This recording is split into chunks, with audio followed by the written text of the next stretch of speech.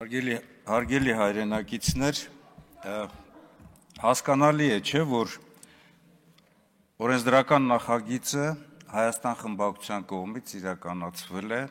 Հայաստանում ստեղծված իրավիճակից ելնելով։ Երբ որ խոսքը գնում է մանիպուլյացիայի, խոսքը գնում է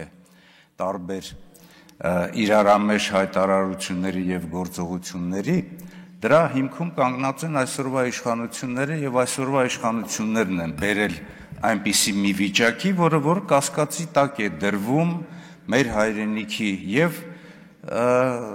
այս վերջի տարիների 2018 թվականից ստեղծված իրավիճակը եւ ներկան եւ նաեւ ապագան, չնայած նրան, որ դուք խոսում եք, փորձում եք ամեն ինչ ներկայացնել վառ գույների ներքո եւ ներկայացվող նախագիծը քննարկվում է եւ մենք ներկայացնում ենք հիմնականում անվտանգության, կանխարգելման եւ նաեւ հայոց ցեղասպանությունը որպես առանձնահատուկ ցեղասպանություն, որի ժամանակ իրականացվել է բոլոր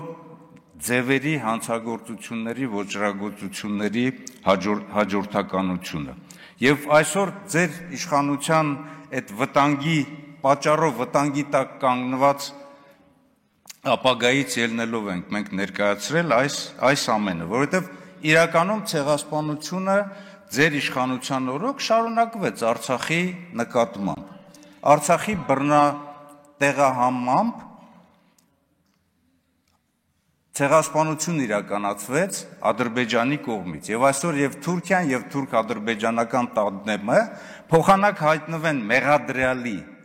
վիճակում, մեղադրյալի հանցագործի վիճակում Հայաստանի նկատմամբ դարձել են մեղադրող կողմ եւ այդ շարունակական պատժամիջոցները, շարունակական ճնշումները, պարտադրանքներն են, որ մեզ կասկածի տակ է դրում մեր հայրենիքի ապագան։ Ընդ որում,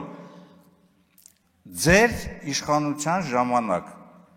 ազգային անվտանգության ռազմավարության մեջ 4.25 կետում գրված է, որ Հայաստանը ամեն ինչ անելու է Արցախի ժողովրդի բռնագաղթեցումը կանխելու համար։ Եվ դուք եք, որ այդ ամենը չեք իրականացրել։ Հետևաբար մենք երբ որ խոսում ենք այս նախագծի մասին, այս նախագծի այս փոփոխությունների նպատակը մենք պետք է քննարկենք անվտանգության տեսանկյունից, որը որ հավելյալ արժեքներ է ստեղծում, որովհետև իրական հավանականությունը շատ մեծ է եւ կարող են հեշտությամբ կատարվել